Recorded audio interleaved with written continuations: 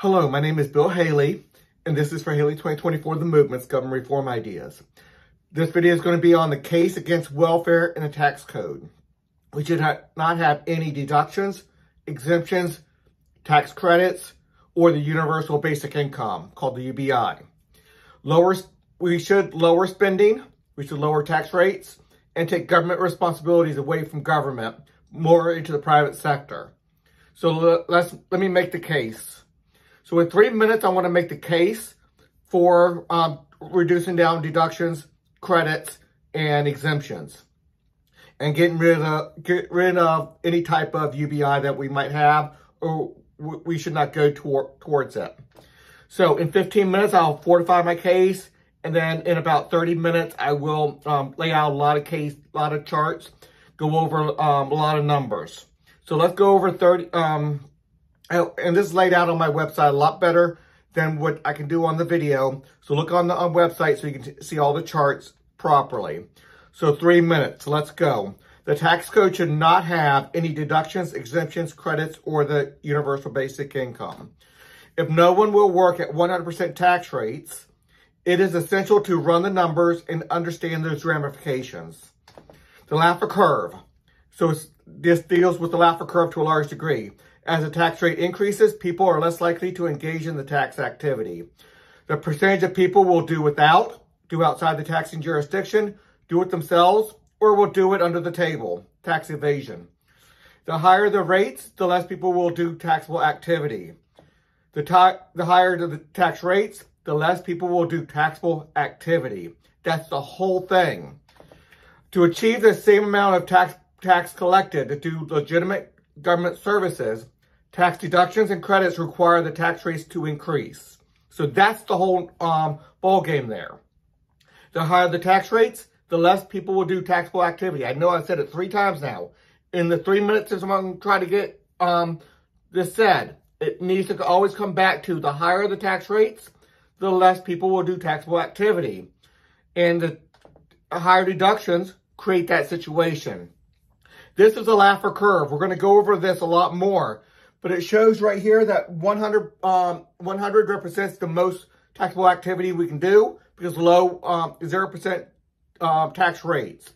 Over here, it represents 100% tax rates, and you can have 0 taxable activity. Let's go through that. This shows the numbers a little bit better on the screen. I got the Laffer Curve right here. We're going to go over that more. We're going to go over how we have an average. We throw all taxable, all GDP into 10 categories, 10 income brackets, and we see the average household incomes within those income brackets. We're going to go over those and how the tax rate, the GDP has to drop about $3.3 trillion for every 10% of income or tax rates that we have. So, and the tax rate is going to be on federal, state, and local GDP, total government spending compared to GDP. So taxable GDP or economic activity must make it down to $0 at 100% tax rate. That's a whole ball game there. Deductions and credits must push up tax rates in order to achieve the same collected in taxes, thus lowering GDP. So that's my 3 minutes. So let's go over like the 15 minutes. I'm going to fortify this. And then I'm going to really get down into the charts. So this 15 minutes, I'm going to go through a lot of charts. I'm going to go through it quickly. And then I'm going to take a breather and go probably about 45 minutes full video, maybe an hour full video. And we're going to get this done. So that was my 3 minutes. Let's do the 15 minutes to fortify this up. So some conservatives claim that tax credits or incomes exempted from taxes are just citizens paying fewer taxes. But it has the exact same real world results of the government just spending the money or giving it to them as a UBI or giving everybody some money. So we should not be doing that. We should not have welfare in the tax code. So there's a lot to be said on that. It's not just government not having as much money. The whole gamut, the whole issue I'm trying to do here is if government needs $5 trillion, how are they going to get that $5 trillion? If we give away if we collect 6 trillion, give away 5 trillion, give away 1 trillion and only have 5 trillion left for government services, we had to collect that $6 trillion, which means a higher tax rate.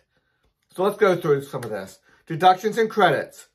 I say it again. This is the whole ball game here. Deductions and credits must push up tax rates in order to achieve the same amount collected in taxes, thus lowering GDP. Some will advocate that only the rich pay the taxes. It's often out there. High progressive tax rates.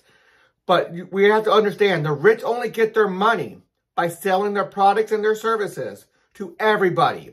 Therefore, everybody pays the taxes. That's the only place they can get the money.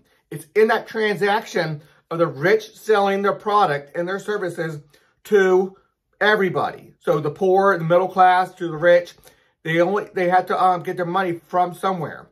And that's the only place they can get their money is from the transactions, from them selling it. From the poor and the middle class and the rich, everybody paying those taxes within the transactions of buying the rich people's products and services. GDP does not change overnight. So when I talk about this, realize we're talking about this is the whole economic activity. This is what people see. This is our current reality when I talk about current GDP. If I say it's 30 trillion or 20 trillion or 15 trillion, going all the way down to 3 trillion with very high tax rates, that's a full economic activity. It's hard to see what doesn't happen. We can't live down 2 different timelines at the same time to see what happens out of 60% tax rate versus a 40% tax rate. But you have to understand, in economic principles, you try to separate out all the noise and try to take these certain principles and see what happens. But a 5% growth rate for 5 years compared to a 1% growth rate for that same 5 years, that's a 20% difference in GDP. So we're going to see how we can get there. And inflation and other factors makes the numbers very, very messy. So we try to narrow our focus, focusing on just the tax rates. All the other things affect it as well. We have to understand that. Taxable GDP and economic activity and average incomes must make it down to 0 at 100% tax rates. Now, let me say it right off the bat. I go over this chart, come back to this one thing over and over and over again. It has to be seen over and over and over again.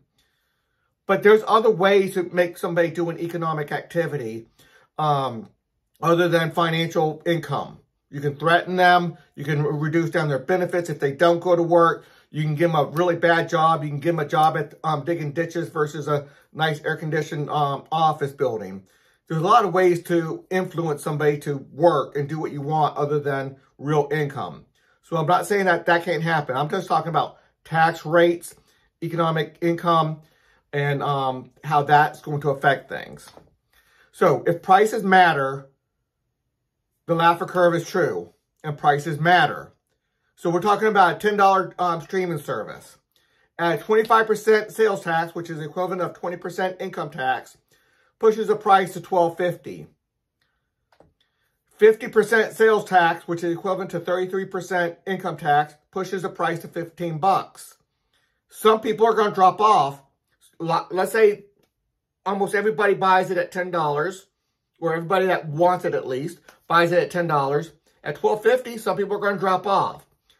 At a 50% sales tax or 33% income tax, pushes the price up to $15. Some people don't want to pay that $15. They're willing to pay the $10. Some people are willing to pay the $12.50, but they don't want to go any further, and they drop off. Some people were willing to pay $20, but some people are going to drop off. 100% sales tax pushes the price up to $20. That's equivalent to a 50% income tax, because somebody has to actually earn $40, take away 50% of their income to give to government. They get to $20, and then now, they have to earn the $20. They government takes 50% of it, or $10. Now they have $10 to pay for the streaming service. 200% sales tax is equivalent to 66 and a third. 2/3 pushes the price up to $30. So some more people are going to drop off. 500% sales tax, or equivalent of 83.3% sales tax. Who's going to pay $60 for a streaming service? Some people will. My prediction is maybe about 17% of the people will. 900% sales tax, or the equivalent of 90% sales or income tax, pushes the price to $100. That is major. Who's going to pay $100 for a streaming service? You really need to want it. The rich might do it. But at that point, the streaming service might have to go out of business because only 10% of the people are willing to pay that price.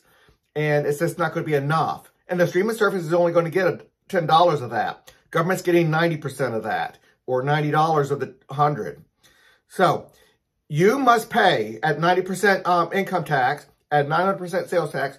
You must pay the government, not Netflix, not Disney, not whoever else.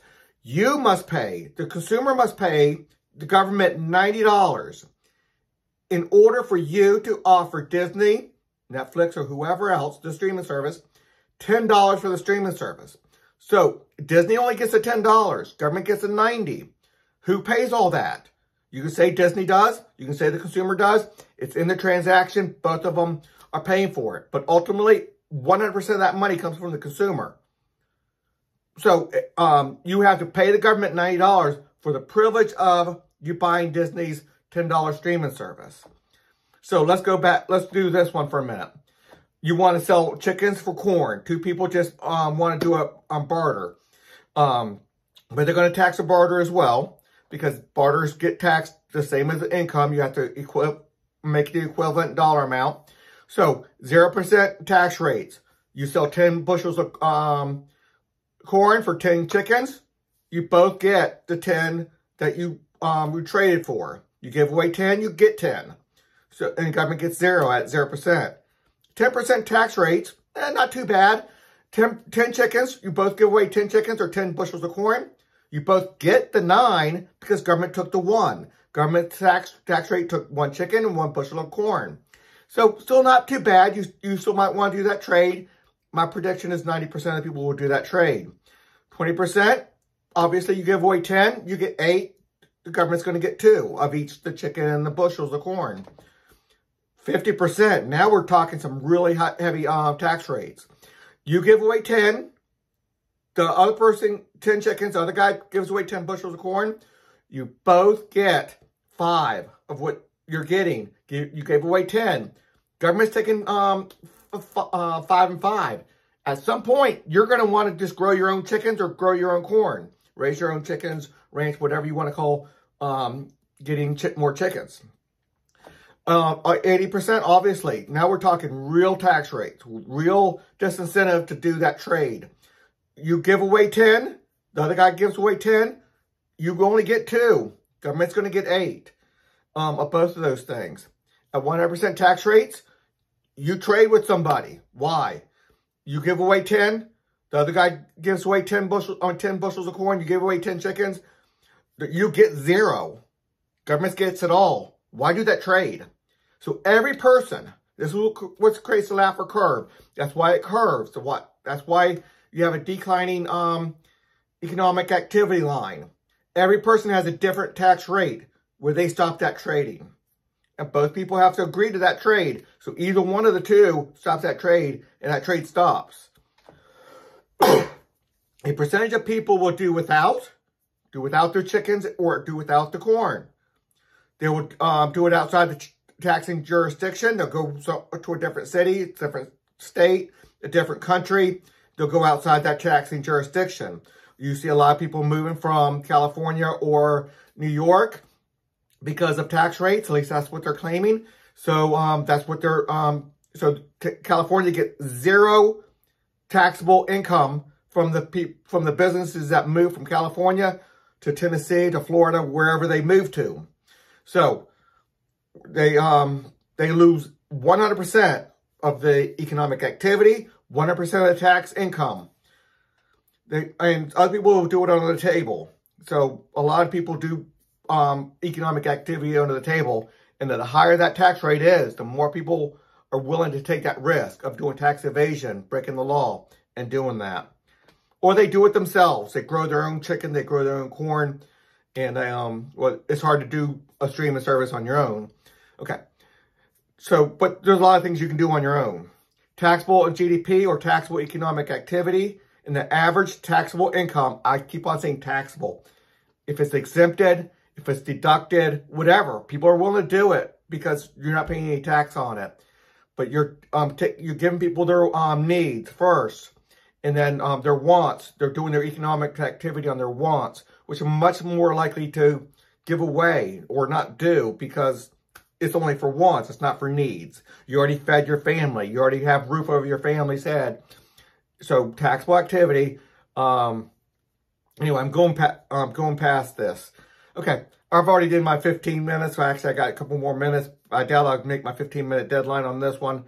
So let's keep on going, though. I'll try to go through quickly, but because we're going to really go through everything. Okay, we're going to go through the Laffer Curve much more in the longer version, which will be in about 5 minutes or so. Here's the taxable. Here's that. I'm going to really go through all those numbers, and it makes a difference. And the Laffer Curve, how much the government's getting, that's very, very important, as you see on that chart. And what mostly wants mean, how that's a faster loss of GDP, what that means, what those charts mean. Mostly needs. This is a lot more beneficial to people who think that the tax rates are not going to have that much effect. People will still do economic activity. In some cases, that's going to be the true. But you need to look at that chart too. In the best possible scenario, you still lose quite a bit. And so you need to look at even the best possible scenario on the people who, on the left side, that think that, oh no, we're not going to lose all that economic activity with tax increases. So you look at those charts. So I put all of GDP into into household incomes. And it's kind of had to make my own numbers up, really going off a lot of numbers I found on the internet, but I really try to stay true to what the reality is. It's very hard to get these numbers, and I had to force GDP into 100 million households. I know it's about 110 million, but to explain it, it's a little bit easier to go with 100 million, 10 million per bracket, and a lot of these are retired people or people who are on a very low income, or they already made their money and they're living off their retirement and the like. So I don't look at people pulling out of their retirement as their income because they made it many, many years ago. Anyway, I tried the best I could to do it. I put about $20 trillion into this, broke it down into incomes. This is at a 40% tax rates. So I'm going to expand the numbers up to what the GDP would likely look at a 10%, a 20%, a 30% government spending, federal, state, and local, to GDP. So then I'm going to go higher tax rates and look at what that's going to do. So I know you can't see it on this screen. Go to my blog. You can see it real easy there, but I'm going to pull out some of the numbers that you see here. And this green here, which is going to show GDP in trillions, going from 30 trillion down to 3 trillion. It has to get down to zero. It has to get there somewhere. I'm saying that we're roughly 20 trillion right now, but at 10% tax rates, I think we can get that up to 30 trillion. And we dropped down $3.3 trillion for every 10% of GDP that government's in control of. And government in control of something is very, very difficult to understand. Spending on social security is significantly different than spending on healthcare, different than spending on military, different than spending on roads. Taxes are collected in different ways, and it's just a lot. It's very messy. Economics is very messy because so many programs are so different and will cause different effects. Anyway, if a flat tax was done, you see those numbers are on there. With a $30,000 deduction on your income, you'll see what that is. I'll show you some of those numbers. A $30,000 deduction with a $20,000 per household UBI or tax credit, and that's a little bit less than what a lot of people talk about. Because most people talk about $1,000 per month for a UBI per person, an adult. And that's going to be a little bit more than $20,000 per household. But you go above $20,000 per household, and it ruins these numbers even worse than what I'm claiming they ruin it. Then income, how much the income takes with this. So I'm really explaining this chart a little bit more. I wanted to do more of this into the outside the 15-minute mark where we have a little more time to talk. So let's keep on going, but we do it with the 20% income bracket looks like, what the 50% income tax bracket looks like, and how it affects everybody's income. So it really does real world examples of what this will look like. And I say real world. All these are made up numbers by, but just trying to use economics as best I can to do this. Now this is average income. We're sitting around $200,000 average income right now with you take $20 trillion GDP, you break it down to 100 million households, that's $200,000. I say we can get up to $30 trillion or $30 trillion GDP is about 300,000 per household average income. When you take all GDP and force it into all the households. And then you see it at different tax rates, but you see how fast they drop off. Then this is economic activity at different tax rates. So you saw the 30 trillion. Those are households. These are the same type of numbers. This times 100 million households. So you see the difference. Now people can say, oh, the average income right now is not 200,000. When you force GDP into 100 million households, it is. We're a rich country. We can be richer if we go to a lower tax rates. If we go to higher tax rates to try to take all that wealth and spread it around, we actually get a lot poorer. You try to get up to a 60% tax rate, that $200,000 per average income, it goes down to $133,000 at 60%. You go up to 80 or 90,000 or 90%, it doesn't even work. You can't even do America with those type of rates. It goes down to so much. You don't even have enough tax collected to do anything. So I'll show you why it doesn't even work. So so these are GDP numbers. If you want to pause and look at that, we're going to really get into these on the other ones. Okay, so taxes collected.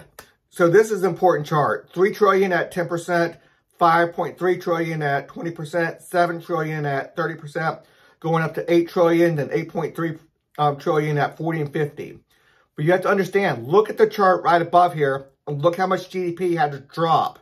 $3.3 trillion worth of GDP, which is a lot of money just to get these next level.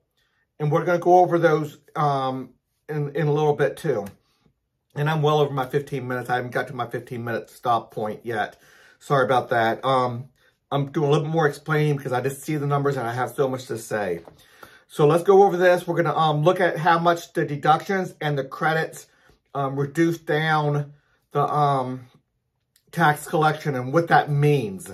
Because this is an important chart. Let me just stay here for a second. At 10% rate, we can collect $3 trillion. But if we give a $30,000 deduction and a $2 trillion or $20,000 per household, which is $2 trillion, we go from $3 trillion to 0.7. We get rid of $2.3 trillion just in tax giveaways through the tax code. So we get left with 0.7 trillion, $700 billion to do all government services.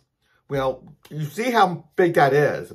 Now, when you get up to the 40% tax rate, you're going to give away 3 trillion. You're going to get 8 trillion, give away 3 trillion. You have $5 trillion left. So it's super important to understand why those deductions and that tax credits, they kill how much government is collecting. Now, some people are happy about government not getting more money. And I understand that. And I have a lot of agreement with that to a large degree. But if we want $5 trillion, why not do that simple 20%? We can get 5.3 trillion with a flat tax. So this case, I'm trying to make the case of no deductions, exemptions, or credits. we get rid of the 50% or 40% tax, bring it down to 20, our economy within about 5 years will grow to such a degree that we can get that 5.3 trillion with a 20% tax. We just don't get that $20,000 per household credit, plus that deduction, which is another $1 trillion or so. So it's a major, that's how much it costs to get a deduction or a credit. The refundable tax credit is a UBI. That's what a UBI is. It's most, it's the exact same thing as government collecting it, then through government spending, it gives everybody every household $20,000. Now, households are going to be, they better not just do straight households, because then married couples will split, become 2 households, so they both get the $20,000. So you have to really be careful on how you do it. Often our government does it in a way that splits up families, and that's really bad for our full community. Okay, if the refundable tax credit or UBI is phased out just to help the poor, because you don't want to help everybody, it doesn't become a UBI anymore. It's only for the poor. There would be a major marginal effective tax rates or benefit cliffs. So we have to be very careful about what that looks like, because if we only give the UBI to the bottom half or the bottom 25%, that tax rate, making that next dollar means you're losing significant amount of that tax credit or that deductions and all that stuff. It really puts, you make another $1,000 and government reduces down their benefits by $500. And that really makes a big effect on whether you're willing to work and keep on earning more money and putting that overtime in and the like. And we want that as a society. And if we don't get it, they're not paying as much taxes, government gets less money. And that's what this whole thing is about, economic activity not happening.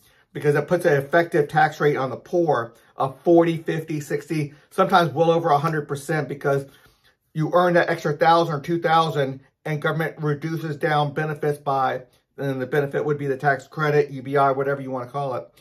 And they reduce down the benefits by that same 1,000 or 2,000 or even sometimes more. And sometimes there's cliffs where you earn another dollar and you lose 1,000 or 2,000, or you totally miss out Medicaid altogether, which we should go away from. I have a different way to do that through the charity system. Okay, if the government, federal, state, and local needs $5 trillion, which tax chart do you want to be in? So, do you want to be in the 10% tax chart? 20%? 20%, you got that $5 trillion come into government with a flat tax, because overall GDP and average income so much more than it is at 40. It is a significant, significantly more, going from 20 trillion to 26.6 trillion. So it's a significant increase. So that deduction and that credit really puts harm on us, because that 5 trillion, look right here, after you get that 5 trillion right here on the 40% rate, after that deduction is in that credits. But you lose so much economic activity by doing that. And people's willingness to work, the rich people, the business owners, the people who are really good at growing a business, they'll go sit on the beach. They'll go have more leisure hours. They're not going to put their major hours in just to have government take it all. They'll rather sit back and not do it. And if they're not creating jobs because they're the great business owners, then what are we doing? Where are the poor going to get their jobs, and the middle class and the like. So let's go over these. I know I told you 15 minutes. I already blew that away. I'm so sorry. But you see 90%. What are we even doing at 90%? $3.3 trillion. The average income for people are $33,000. At the median level, we're at $13,000 for people in the 50% income brackets. So it's so low. I mean, this breeds corruption. It breeds crime. It breeds everything, because people cannot do activity Somebody trying to earn, let's say they earn $10,000, thinking they're doing great. Yeah, $10,000 is doing great for the income. Government takes 90%, 9,000. You're living off $10,000. I mean, $1,000 for the year. I mean, what are we doing that we can't even contemplate how bad the economy would be at 90% tax rates? And 100% tax rates, I kind of made up some numbers. Nobody's going over 30. And don't think everybody's going to be at that 30. Oh, we'll have a equal society, everybody with the same income. No, not even close. A lot of people would not be, would not have the jobs. Not everybody's just going to work 30 hours. We just go into, and plus we don't have any government tax collections. Government services will be zero. We won't be able to have a military, the rule of law. It just doesn't work. I try to put some numbers behind here, but the whole thing just can't work. Okay, I say that was my 15 minutes. I guess I did about 25 minutes on that one, so messed that up. But I'm going to go through, probably going to be about an hour. I'm going to try to go through a little bit quicker on some of these other ones. And I just want to take a couple minutes. We have to understand at 10% rate, we're likely to have a good 50% higher income. Going from a 40% tax rate to a 10% tax rate. My prediction, and going through the Laffer Curve and everything else, and there's a lot of other factors that can be involved in this. Regulations, what we're spending our money on, what we're not spending money on, what government gives up. If they have to give up education and helping the poor to do this, they have to concentrate their money on the military, police, prisons, the rule of law. We have to give up roads, and government has to give up roads, not the people. People are still going to have to do roads. It's going to be paying for it through the private sector. I have a system for that. I have a system for helping the poor through the charity, so we don't just have a wish and a prayer. I have a system to have education, to go private, and have people not be without education because they're poor or whatever. I have a system for all that. So this can happen. But you have to understand, people are going to be much wealthier. The opportunities to make money is going to be much higher. People are, the really good business owners are going to stay working much better and more willing to work when they can get more of the money. And they're more willing to put their money behind some charities because businesses are going to be paying for charities or funding some charities as well within my system. So that this can work. This is our best scenario. But let's look at, and we get $3 trillion with government services. Let's go to a 20%. Well, let's read this real quick. 10% might be our lowest spending to GDP that a society can achieve because we need a military, we need a police. Even though I have a way of doing some private police as well, I think the GDP that we are going to have to do by percentage of our incomes, percentage of sales tax, percentages of maybe home tax, all that stuff, the best I think I can do is 10% of GDP done as a percentage of your income. Because if we go everything strictly free market, the poor are not going to be able to have police protection. The poor are not going to have education, and it's just going to put too much of a burden onto the charity system. I have a way of doing it. I think the 10% is about the lowest I can achieve. I've put many, many years of exploring how to move a lot of things outside of this. So I do have that. But some of that's still going to be a percentage of income. The rich are going to be paid a higher percentage of their income or higher dollar amounts for police than a poor person, below lower amount on their overall percent of income. Anyway, I'm going too far. Okay, roughly 5% of for national defense and about 5% for the rule of law. So those two things need to be more on the percentage basis. This will require that citizens take care of helping the poor through charities. I have that method. Achieve private education. I have that method, even though there might be some percentages going there too. If you want to pay for it yourself or go on the cheap, you can do that. You can still have a really good quality education. People do that through homeschooling right now. They do it at a very, very low cost and have a very high quality education because they have a parent that cares and requires them to do the work. And that's mainly what is required for education, is a parent that cares, requires them to do that work, and has that two parents making those requirements for those children. And education, the biggest cost of education is the child's time. You just need somebody to motivate them to get the work done. The actual teaching is very, very inexpensive, whether it's through books, videos, actual teachers sitting in front of them. There's a lot of ways you can do it. Okay. And then citizens would have to pay for their own retirement. Wouldn't be doing it through the percentage of your income like we do now for Social Security and Medicare, and where government's having too much control over things. Private roads, that can easily be done. I have a way of doing that through Haley 2024 reforms. Okay, so this is a 10% rate again. Let's look at this. Okay, as the chart clearly shows, the $30,000 deduction reduces tax collections by $260 billion, and the tax credit always leaves the government with $2 trillion less. So they get $740 billion, or only 2.5% of GDP for the military and the roads. So on this 10% chart, we can do that with a flat tax, and you have $3 trillion for, or 10% of GDP for the rule of law and the military. Could we do a little bit less? I'm thinking $3 trillion is about what we need to take care of some of those issues. But we can't, that means we can't do a deduction where we only have $2.7 trillion. And we definitely can't do the tax credit where we end up with $0.74 trillion or $740 billion. Just not enough to do military and the rule of law. And when I say military, I mean all of foreign spending and the like.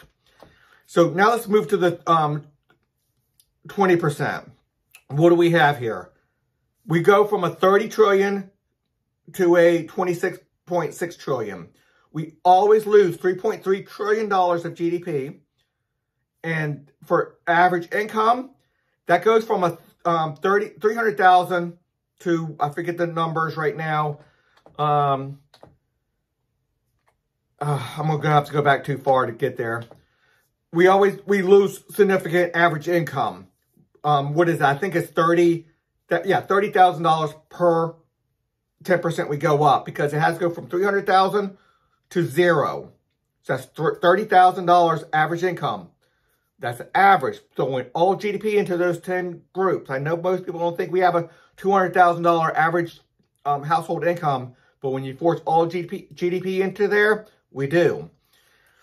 Okay, so we lose $3.3 trillion. How much did we get in taxes? 5.33. So another 2.33.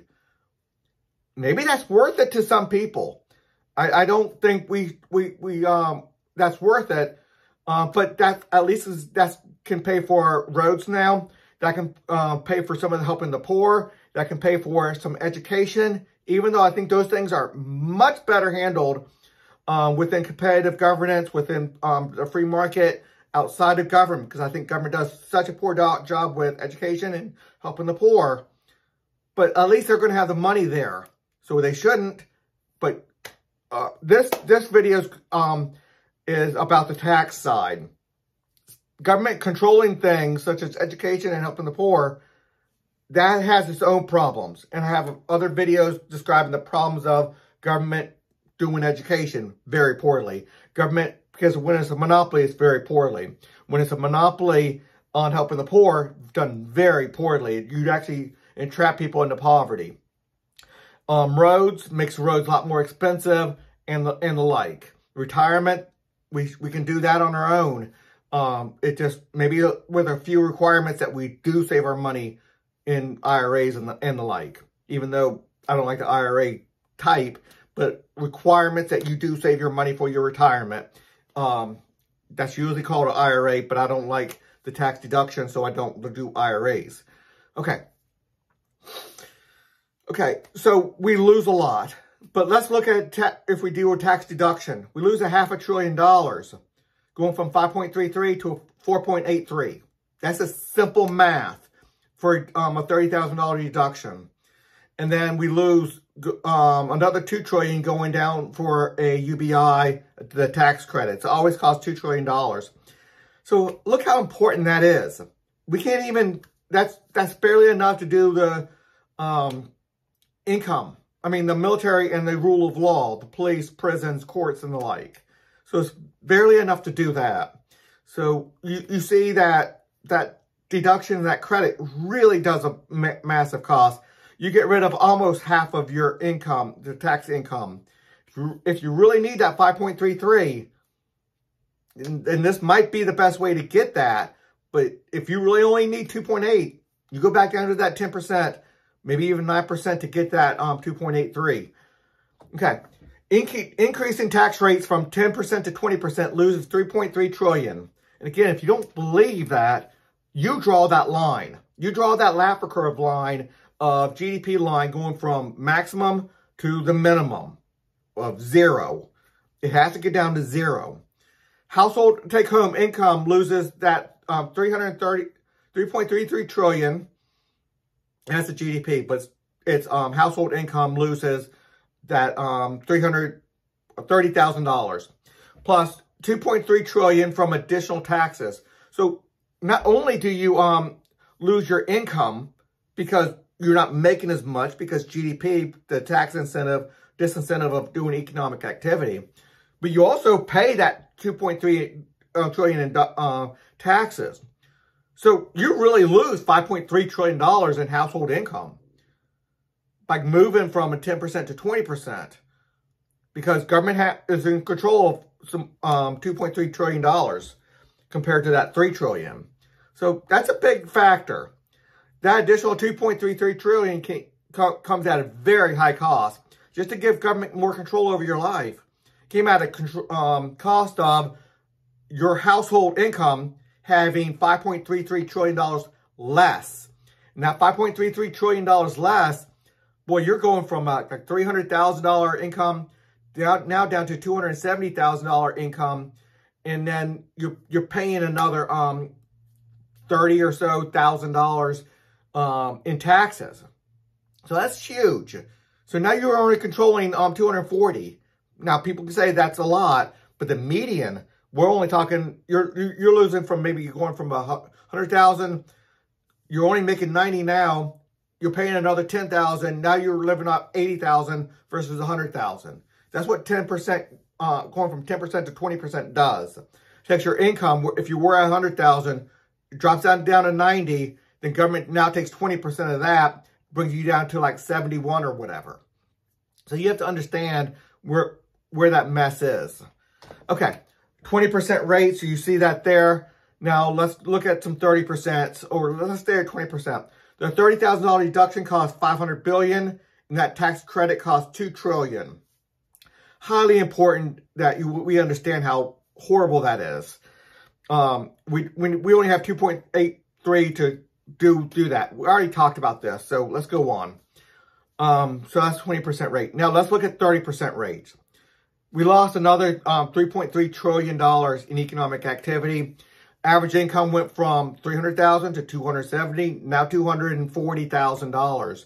So we lost a lot. And taxes are going at 30% now. So 30% of $240,000, it takes a big hunk from you. Where you did have $300,000, you kept $270. Now you only have $240, keeping less than, I forget the numbers right now. It's hard to do in my head on the video, but less than $200,000. So it's significant. And you see some of the numbers. I'm not sure if you can pause and actually look at some of the numbers, but your tax collection is $7 trillion now. So we understand that we did go from, let's go, the 20% rate did collect 5.3. Now you go collect 7. To get that 1.7 more trillion dollars cost GDP of 3.3. So you lost twice as much in GDP as government gained in tax collection. But the personal household income dropped significantly more than that. So that's big. Now, what if you do a deduction? You only get 6.25. You do a credit, you get $4.25 trillion. If you only needed $4.25 trillion for legitimate government services, you can go back up to like 15% and have a much higher income.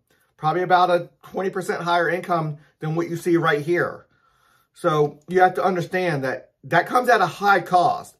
If what you're trying to do is have money come in for government services, doing that deduction and especially doing that credit takes so much off of it. So we have to look at what's the best scenario we want to live in if we only need 4.25. You go back up to maybe 15% is where you get that.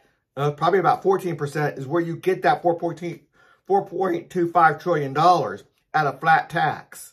So that's that. And then you really have somewhere around 20 to 30% increase in income and GDP and economic activity. And the more economic activity there is, when the GDP is at 30 trillion versus 20 trillion, that's a lot more opportunities for the poor to find work. A lot more opportunities for so much not a tax. I mean, the government's not taking so much in taxes, so the business owner has more money to pay employees. Because taxes is a real cost. If a company made $1 million and they're paying $100,000 in taxes, that's $900,000 for all their expenses, and one of their main expenses is employees. Well, I mean, and ultimately, that $900,000 goes all to employees, whether it's paying for products and the employees that made those products, or paying for your own employees. That $100,000 goes away from those employees. So, but we need that for the military, the 10%. But going much higher than that, that 20 and 30%, that's coming away from employees' paychecks. It cannot come from anywhere else. If a business has a $10 million budget for employees, and that's all they have, because that's all the income they have, they can pay employees that $10 million, plus other people. Maybe only 80 or so % of that. So $8 million. But you have to understand, if taxes take another take another million, that goes away from employees' paychecks. So it's a real paycheck hit on employees. That's why you keep on seeing on all these brackets, their incomes go down. GDP goes down. Average household incomes go down. So you give them $20 trillion through a UBI, through a tax credit, you really do some harm. So I talked about a lot of this. I'm not going to go over it. If you want to pause, you can read it again, but I believe I touched all that. So we look at that 30 again. Let's 30% again. Okay, let's read this. The flat tax achieves $7 trillion. The $30,000 reduction costs $750 billion, so $0.75 trillion. And the tax credit is always $2 trillion because it's 100 million households times $20,000. That's $2 trillion. Flat out math. Leaving $4.25 trillion for the government services. So that's what 30% looks like. That's the trade-off you get. Let's go through all the GDP again, because this is a good time to go through it. From 30,000 to 26.7 trillion to 23.3 trillion to 20 trillion, losing 3.3 trillion every single 10% more government spending, 10% compared to GDP that they're spending. So you see it. It has to make it down to zero. Will it go exactly in these numbers? No. But on average, does it have to go in these numbers? Yes, because it has to reach this $0 at 100%. You can draw it any way you want to, unless you really draw horribly. You see where it has to really take a big hit on average income. Flat tax. Okay, taxes collected. You see the taxes collected there. Go from 3 to 5.3 to 7 to 8 to 8.3 at 50%. But guess what? At 60%, it goes down to 8, from 8.3 to 8. You lost, to go from 8 trillion to 8.3 trillion, you still lost another $3.3 trillion of economic activity. That's huge. Average income drops from $200,000 per household to, I believe it's $170,000 per household. You lost a ton just to get that extra 0.3. You go up to 60%, it's all sliding down the bad side of the Laffer Curve now. You go from 8.3 trillion to only 8 trillion. You lose money to the government. This is what we talk about, and what conservatives talk about is when you raise your tax rate so high, it starts actually losing tax collection. And that's where that is. So they can't make that claim going from 10% to 20%. Conservatives can't make that claim. You lose taxable activity, yes, but that 10 to 20 is such a huge jump. You double the tax rate, and the income, GDP, and taxable activity does not drop in half, not that much. So you do lose some, and there is a burden there, but you do gain more taxes. But going from 40% to 50%, that's just insane. You get such a small upside for tax collection, but at such a high cost. But going anywhere above this, 8, 7, 5.3, 3 trillion, down to 0, government's just losing money, and people are losing income as we go up. And believe me, we have places, federal, state, and local, that's over 50%, at least for a lot of people. It's very complicated. The numbers are very messy with monetizing the debt, MMT going on, massive inflation, the Federal Reserve not doing the right things. So there's a lot of things that we have going on there that makes the numbers just so messy. You try to do any of this stuff, and inflation just pushed all the numbers up. So you have to do inflation adjusted. Anyway, let's keep on going. I'm at 52 minutes, and I know I'm not going to be able to get it done in an hour, but I'm going to stop at an hour and 10 minutes period. It's just too long of a video if I keep on going. Here's the deductions. Going at a 10% rate, you go from 3 trillion to minus 0.3, so you get 2.7. This is just the deductions. So you lose, at 20%, you lose another, you lose a $500 billion, going from 4.3 to 4.7. At 30%, deductions cost more at higher percentage because you're at 30% tax rate now. So it's a $0.7 trillion. As much as we spend on the military almost is how much we give away in tax deductions. For a $30,000 tax deduction per household is the same as how much we're spending on the military almost. So that's huge. I mean, if we get rid of that deduction, yeah, people on the lower income scale, they do pay more, but boy, oh boy, we would get a lot more, which means we should lower the rate. We should do a lot of things I have on my reforms. Don't get me wrong, we don't want more government money going up there, but instead of doing a deduction, we do a tax rate decrease.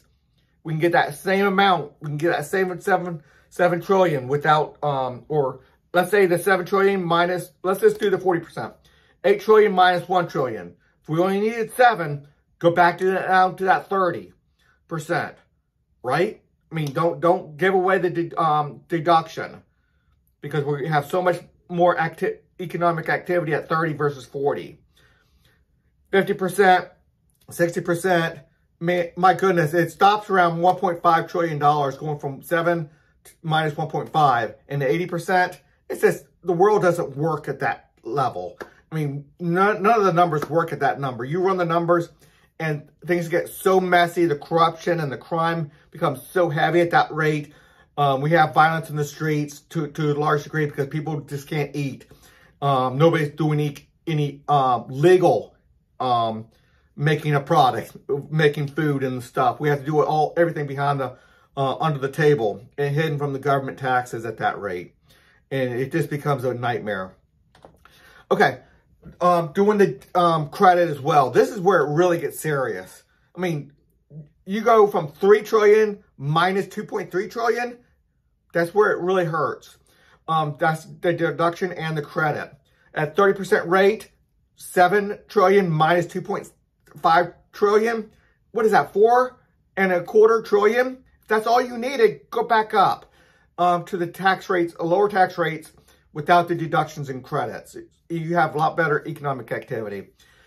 40%, 8 trillion minus 3 trillion with those deductions and the credits. 50%, the same thing. You gained another maybe, wow, going from 50 to 40 to 50, you really didn't gain anything because the deductions and the credits really took a lot away from you. Again, if you only need 5 trillion, get back up to that 20% tax rates and get rid of that deductions and the credits, and you have a much, much higher 20, 30, 40, maybe even 50% higher income levels without the deductions and exemptions. And then on the other side, you slide down the Laffer Curve. You don't have enough money to do anything. People's incomes are becoming so low that it becomes not even workable. Okay, 40% tax rates. You see the numbers. We're getting up to where we get to the maximum amount of tax income you can do on a 40% flat tax. No deductions, no exemptions, no credits. You get a 40%, still a decent 200,000 average household income. It's about where we are now in the country. $20 trillion income and an $8 trillion income tax collected, or at least spent compared to GDP. So, but you see, if we did that deduction and exemptions, you ruin everything. You get it down to 5 trillion. If we really need 8 trillion, then don't give the deductions. And if you think that we're going to do all of our helping of the poor, and we don't have to help the poor anymore, if we do the deductions and credits, well, think again. That just doesn't work that way. You spread out all your deductions and your credits over everybody versus concentrating your help on just the poor. And again, government shouldn't do it. We have a lot of problems with that. But you can't spread over your help of the poor over everybody. You need to concentrate your help of the poor to that lowest 10, 15, 20, maybe 25% of the people, and graduated and everything. So it costs a ton of money to give that deductions and that exemption. The flat tax achieves $7 trillion. I'm going to keep on going. I already said some of this. Let's go through the other ones a little bit fast because I've already said a lot of this. 50% tax rates, you gain $3.3 trillion. Not a lot, from 8 to 8.3, but you lost $3.3 trillion in economic activity. So it's a horrible trade-off. A little bit upside on the tax collection, but a huge downside by the tune of 10 times that much on the economic activity. Your common man had an average income of $200,000, now 170,000. Really, really doing some massive drops on his lifestyle. And when you made 170, now you only have 85 because you have a flat tax of 50%. Wow, now you're living off 85,000. I'm talking about the average. The median, we're talking maybe going from 100,000, taxing 100, taxing 50, you're living off 50,000. And don't even go with the deductions and the credits, because now you're back down to 5.2 trillion, which you could have gotten without the deductions or credits at a 20% rate. So let's keep on going. I talked about some of this already. If you want to pause, you can on that one. 50% rate again. Let's just go to the 60% rate, because I think I mentioned everything we did on those slides. If you want to pause and read, you can. But now we're just going down the bad side of the Laffer Curve. Increasing the tax rates any farther, roughly around 50%, sometimes anything above 40%. 40%, the trade-off is so low. You gain such a little bit more income to the government through taxes, but such a drop-off in economic activity. And going above 50, now you're just going down. On both sides go down. You only get to $8 trillion in tax collection versus 8.3.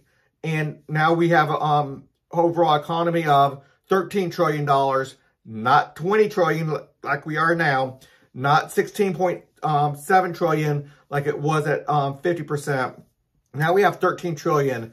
People's lives become very, very poor now. And it's going down. Government's doing way too much. That has negative effects on the government control side. And if you try to do the deductions and exemptions, we're just dropping way too much. What's really government going to do with $4.6 trillion if they're trying to take care of education and roads and helping the poor, military, rule of law, and all that?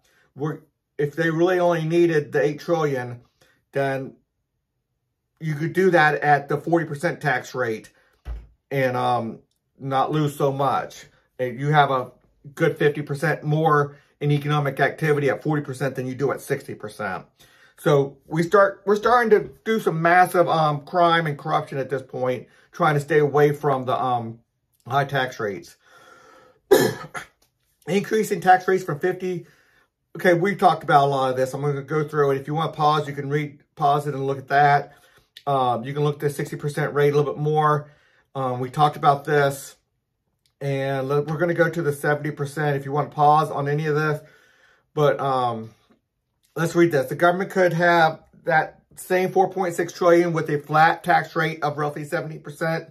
I ran the numbers, and the average income would be a little bit more than double. So we don't want to be at the 60%. Go back down to that 70%. You get that. You just have to get rid of the deductions, the tax credits, and people's opportunities are so much higher. And they're not just being taken care of by the government, which is really a big hit on people's self-esteem. Again, this is about the tax side. The government controlling side has a huge problems. And then people's being taken care of versus earning their own living, that's huge also. You ruin a man and ruin people when you take care of them. You empower them when you allow them to take care of themselves through good economic activity and opportunities. So the median income would go, the median, roughly the 50% income bracket type of thing. At that point, at 60% tax rates, you're at $53,000. And at going back up to 17, you're maybe $110,000. Again, I have to run the numbers the way I run the numbers. I try to be as honest as I can, having a nice straight average income rate, increase in average income. I know we're dealing with a lot of different factors, and we try to take that into consideration, but there's literally trillions of factors that you can't take into consideration. Trying to be as honest as I can with these numbers here. Okay, now I know you can't see this. This is a good chart to go look at on my website. Look for the links for the blog in there. And I need to stop soon because I'm a little bit over an hour now. The take-home side is, let me see. Yeah, the take-home pay drops rapidly as the tax rate increases. When you look through the charts, go to my blog or pause and look at some of these other charts I'm going to show you in a minute. I'm going to go through it rapidly, but you'll see the income, GDP, and income tax collection is just all dropping as we go. 70% is just a massive drop. Stop and read that. People are just not going to work at 70%. They're going to drop off like a rock from working or working at overtime, or people will, government will force people with other ways other than income to work. Coercion, benefits, they'll pick a better job for them, where you give one person digging the ditches, which is a miserable type of job, versus somebody working in a nice air-conditioned office. So government has ways to do it other than income to force people to work. So you can stop and read. I'm a little bit too long on this video right now. But you look at the 70% rate, and a $10 trillion economy is half of what we have right now. You still get that $7 trillion coming in if you do a flat tax. But look at the income, half the amount it was before. You really can't do the deductions and exemptions unless and only come up with 3.46 trillion. But are you going to have everybody take care of the education and helping the poor, which is a lot more poor now? People have half the income. Have everybody helping the poor through charity because government can't do it. So in the $20,000 deduct or when you look right here, the $20,000 UBI, which is the tax credit, is going to take care of everybody? No, you're going to make a lot of miserable people out there. 80%, now we're just going into crazy numbers, and we just can't handle those numbers. 1.7 trillion, if we try to do a tax credit and deductions, it's just not going to work. You can't do government services off that. Tax collection might be a lot, 5.33 with a flat tax, but you see everybody's income is so low, and it's just not going to work anymore. And let's read this. Before one claims that GDP will not drop this low, I challenge you. You draw the line from maximum GDP, maximum economic activity, down to 0. And you find a way to do it. I gave a range on my Laffer Curve. And look at my Laffer Curve video. I'll put a link to it. And it's in my blog. So take a look at my blog. Take a look at my Haleynomics. Take a look at that. You can find it pretty easy on my website, Haley2024.org. And I'll show you that website at the end here. Okay. So it's going to get there, and I'll show you those videos. The government might force or coerce people to work or punish through reduced benefits. I was talking about that a minute ago. Better work conditions or a host of other non-income related persuasions. When you start having that much corruption from low-income people and that much power the government has, then we just have a bad society. The 13th Amendment, which abolished slavery, that really comes into play when we have tax rates of 70, 80, 90%, because a big part of slavery was they didn't keep what they created. They didn't get the worth out of their work. They did not get to keep the rice or the whatever they picked in the garden or the farms. They did not get to keep the product of their labor. And so that's what 70, 80, 90% tax rates do. And boy, we should already be saying that government cannot do a lot of things is currently doing because of the 13th Amendment, slavery. Because a big part of slavery was the people who made the product did not get to keep the product that they made because government is taking it. At these rates, the government cannot adequately fund the military or rule of law once we get into the 70, 80, 90%, and it can't take care of the poor. It just can't do anything. And the people will be much, much more poorer. Okay, income tax rate. Pause if you want to pause it on that and look at that. Again, on my website, it's a lot easier. 90%. It's hard to understand what life would be like with a $30,000 deduction and then 100% taxation over top of that. First of all, you wouldn't have any government money because 100% nobody's going to work over $30,000. So it's not going to work anyway, but it'd be interesting to explore that economic life. Let's say we had military and the other stuff taken care of and the rule of law taken care of. What would life be with a $30,000 deduction? Make it tax-free up to $30,000, then it was 100% over top of that. It'd be a wild economic game that you would have to contemplate, and it wouldn't work. There's a lot of problems with that. The only way this worked, well, I'm not going to go over that. You can pause and read it. Let's just go with the 100% tax rates. It's just not going to work. Here's some of blogs. I'm finishing up right now. Here's some blogs to look at. Universal basic income and the Laffer Curve. Issues to consider with the universal basic income. The tax principles I talk about. I have a lot of principles that come into play. High progressive tax rates bans the rich from serving the poor because the poor has to pay those tax rates for the privilege of the tax, for the rich to pay, to serve them. Let me say that better. The poor need to pay the high tax rate for the privilege of the rich to serve them, or the privilege of the poor to pay the rich to serve them. So if a poor person wants to pay the rich person $10 to serve them, for a product or a service, they first have to pay $90 to government for the privilege of doing that, just like that streaming service. For the privilege of the poor to pay the rich person $10, they first have to pay $90 to the government. That's like a 90% income tax. So it's important. There are 4 ways to pay for government services. I add the 4th way of government requiring everybody to take care of police on their own, education on their own, roads on their own type of thing. Roads are a little bit different, but taking care of helping the poor on their own. So I have a way of doing that.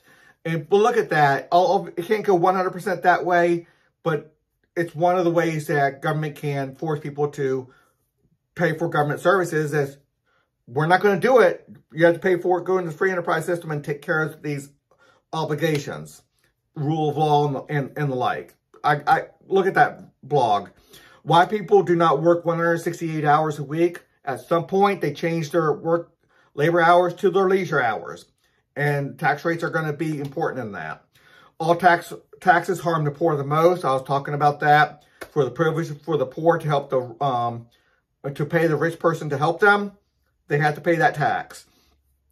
I do have another small blog on deductions, exemptions, and credits that goes over a little bit of this. Modern monetary theory is insane. It's not a very long blog. I didn't think it was it needed to be said, but boy, are we doing it now in America. So I probably need to update that. And you can't come up with numbers on that because modern monetary theory, that's just paint for government services through monetizing a good portion of that. And it throws everything into inflation and throws all the numbers very messy. The poor are harmed the most by the effects of the Laffer Curve. Why the tax deductions, exemptions, and credits are bad for the economy. So I've been doing this for many, many years. I had that first blog probably way back in 2013, 2014. The value of your labor versus the value of your leisure. It's important to understand that blog. Spending as a tax. Milton Friedman said that famously. Government spending is a true tax. The inflation tax is Laffer Curve. I explained how inflation tax has an actual Laffer Curve. Taxing the world supply of consumer goods. What we did in 2020 and 2021 to a large degree, because we're monetizing the debt. That's a tax on the supply of consumable goods. I go farther into that if you don't understand that. The flip side of income inequality is the inequality of serving your fellow man. It's important to read that. And then I look at my government reforms, how we deal with how I take significant portions of government responsibilities and bring it to the free enterprise system, how we move from a welfare system to a charity system, how we select school boards and going away from government control, at least monopoly government control, away from the general budget for sure, private roads, more free enterprise in the military. We have elected officials controlling the military. Look at that. I'm not going to go further into that, but I have a lot of things accounted for. More free enterprise into law enforcement. More free enterprise into healthcare, into law enforcement. Yeah, I think I did that twice. Anyway, 100 hour and 13 minutes, a little bit longer than I wanted, but Haley2024.org. I'm going to put a link to the actual blog into there. And this is February, I believe, maybe 7th right now, 2020. And go look at the blog, look at those charts on that blog, and until the next video.